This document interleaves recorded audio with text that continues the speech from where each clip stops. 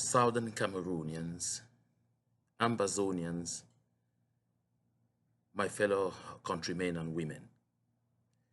Today is the 18th of December in the year of our Lord 2019. And my name is John Bakuro. Today, I'd like us to talk about the current wave of activities that we are seeing on ground zero relating to the elections convened by the President of La République du Cameroon, Mr. Paul Biya, and hoping that such fraudulent elections will take place on our territory, on the southern Cameroon, Ambazonia. Our people have suffered for so long, and our people have come to the conclusion, after seeing everything that has transpired thus far, that La République du Cameroon will never ever consider us as human beings, and that the people of La République du Cameroon will never ever see any situation that enables us live together in one country, with each respecting their heritage, with each respecting their cultures, with each having their due over their own development efforts, with each having the possibility to define their own priorities as far as development is concerned and execute them. My dear people, we came to this realization a long time ago, and that is why we have taken the option that we would like to live in peace with the people of La République du Cameroon as neighbors, because that is what we were between the end of the First World War and 1961. My dear people, what I'm seeing today, and I guess a lot of people too are seeing same like me, is a repeat of certain things that have bedeviled our struggle, our collective effort to secure freedom in the past. Our people have said massively that they do not want anyone participating on our behalf in the upcoming elections for councils and parliament in La République du Cameroon.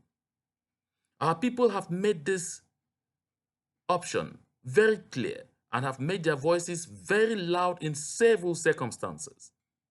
Some time ago, the people without arms, as simple civilians marching with peace plans, visited some members of parliament that they considered to be people they truly elected to represent them in those instances.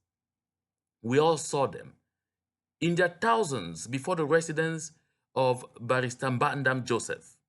I don't want to call him honorable anymore, because he, by his acts, has demonstrated that he doesn't deserve that title. We saw the same kind of crowd before the residence of Wainanchi Honorin in the Bello constituency. And these people swore, made serious public declarations before video cameras that they had heard the voices of their people and had therefore decided that because their people who sent them to Yaounde had asked them to withdraw, they were no longer going to take the roads to Yaounde. But at the end of the day, we all saw for ourselves that they were playing pranks with the very people who chose them to go and represent them. We realized that they were playing games with the futures and lives of the same people who entrusted everything they ever thought would be good into them, who put their confidence in them. We realized that these people decided to play politics as usual at a time that people are dying in good numbers, being slaughtered by a merciless system that was mistaken for a friendly system in 1961. My dear people, today, after the clarion call was made loud and clear for all Southern Cameroonians to stay clear of the upcoming elections in La République du Cameroon, some amongst us still went ahead, prepared their documents, and filed them in to be candidates. And today, because they see that the determination of the people has reached fever point, that a lot of them are being ignored, and that our massive sensitization from the civil community is yielding a lot of fruits, they come out and are starting yet another kind of prank. I have seen this far only 2 or 3 letters that have been directed to ELECAM through a bailiff.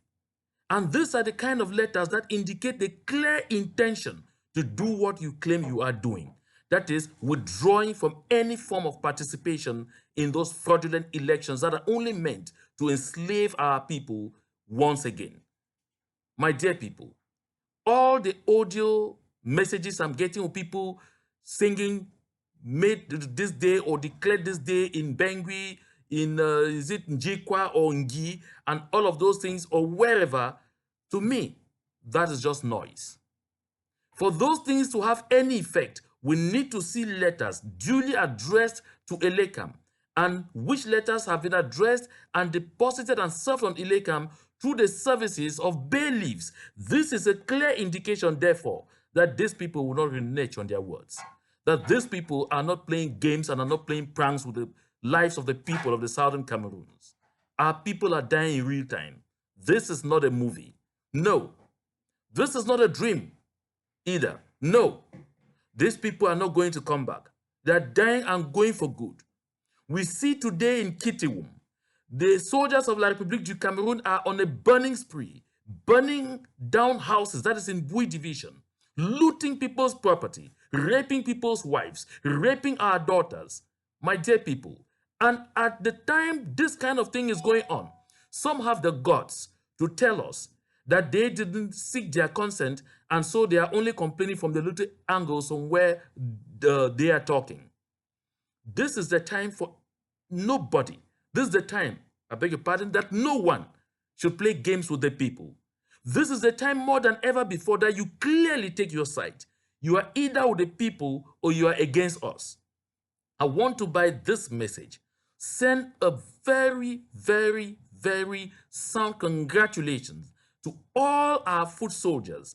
When I talk foot soldiers here, I mean those that are carrying this peaceful message of total withdrawal from anything that concerns La République du Cameroun to the doorsteps of all those who need to hear. By these foot soldiers, I'm referring to those who are carrying the crusade of selling the message of total withdrawal for the sake of the future of generations and generations of Southern Cameroonians. My dear people, by transmitting these messages, you are indicating once more that we are going back to where we have always started, the force of argument and not the argument of force. And I want to congratulate those who genuinely have decided to set aside all those kind of political ambitions with an enemy, with a country, with a system that only seeks to devour our people, with a system that only seeks to plunder us continually at all levels. Accept my sincere encouragement and congratulations. But to those who think that this is yet another moment to play those political pranks, you are putting yourselves on the wrong side of history. My dear people, the foot soldiers who are out there doing this work are in their thousands. Their numbers are multiplying by the day. They continue to need and deserve our assistance. I have called here several times that we must up our game today by contributing tremendously to enable these people who have decided to take up the sacrifice to succeed in their mission. We will win at this level without needing guns. We will win at this level without needing to spill blood. We will win by merely encouraging these people to continue with the good work that they are doing. My dear brothers and sisters of the Southern Cameroons, we have come a long way. We have made a lot of sacrifices, and we can see for ourselves today that this is paying off. While I join those who are already applauding the numerous calls from various international powers here and there for a UN fact-finding mission to be sent to Cameroon, I want to say this, that we must be cautious. Let us continue to call, first of all, that even as they prepare, even as they plan to see how to send a fact-finding mission to the Southern Cameroons, the first and most important thing that must happen is the dispatch of an international humanitarian assistance mission that will create, that's what I mean by emergency humanitarian intervention, that should create a buffer zone between the Southern Cameroons and La République du Cameroun. This will also ease the work of the fact-finding mission. My dear people of the Southern Cameroons, what this will guarantee will be that the members of that team, of the fact-finding mission, will not be guided to meet only the kind of people that La République du Cameroon will want them to meet. So that La République du Cameroon will not have the powers that they currently think they have to influence who they talk to and what they are told.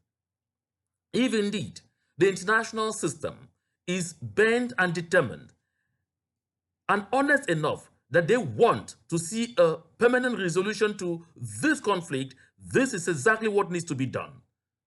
A buffer zone needs to be created between the two Cameroons to enable any fact-finding mission to carry out its job normally, correctly, and perfectly. We have seen in the past that even the UN, the United Nations High Commissioner on Human Rights, Madame Bachelet, was denied access to the Southern Cameroons by the government of La République du Cameroon. And they only made it possible for her to listen to people they selected.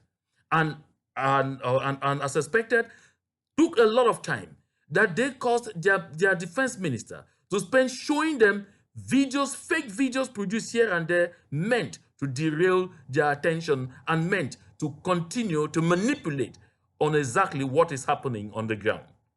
We can't continue to allow this to happen. You can't continue to do the same thing and expect the results to be different. We must continue to launch this clarion call as we tweet that the first step should be the dispatch of an emergency humanitarian intervention mission. And this should be followed by the creation of a buffer zone, which would then pave the way for any fact-finding mission to do its job correctly in order to render the right result. And we also hope that while the United Nations sets this fact-finding mission, the composition of this mission should also be something that draws concern. Because we have seen the French government come out there and claim, at least I heard the French Prime Minister or the French Minister of Foreign Affairs personally explain how he had a lot of hope on the charade Mr. Paul Biya organized called Grand National Dialogue. How he had a lot of faith in the charade Mr. Paul Biya is selling called Spatial Status. And the French have not only ended there, they have moved ahead to be providing a lot of billions in CFA francs to the government of La République du Cameroon, namely to use in reconstructing in the southern Cameroons. As I'm speaking today on the 18th of December, burning of homes, massive destruction is ongoing by the soldiers of La République du Cameroon. How can such reconstruction effort be carried out while at the same time the destruction effort is still very much in vogue? These double standards from the French make even the call by a French parliamentarian on the putting in place of or on the dispatch of a fact-finding mission very dubious. This means we must continue to let the world be alert that we know exactly what is happening on the ground in our country, and we also have an idea exactly what needs to be done to bring a permanent solution. This is the only way we win. My dear brothers and sisters, we are providing massive assistance to the people who are doing this work on the ground of moving from neighborhood to neighborhood, household to household, meeting house to meeting house, market to market, to transmit the message of the total withdrawal from participation in anything called elections from La République du Cameroon on our territory. And I'm urging you to provide the necessary support for these people to continue to do their work. They started working early enough. It is not easy. I'm going to, at the end of this discussion, post below this video the account credentials of the Ambazonia Relief Fund. But like I've always said before, you definitely have other places that you're also contributing to. If you have the confidence that they are also carrying out this work, my dear brothers and sisters, make sure you contribute there. Do not relent. At the time international pressure is mounting on La République du Cameroon, this is not time for us to sleep on our laurels. We have various frustrations, all of us. We have been touched negatively one way or the other, either by some kidnapping activities on the ground or whatever, perpetrated sometimes by people who are not part of this struggle. We cannot let those kind of frustrations blind us to the bigger picture of total freedom that is behind us. My dear brothers and sisters, the time to act is now. We must not lie on our laurels. Anyone who says, I have withdrawn, follow the act all the way to the end. Let us see a document addressed to ELECAM, and which document has been deposited at ELECAM offices through the services of a bailiff that tells us that you have changed your sites in history, that you are now standing with the people. To God be the glory.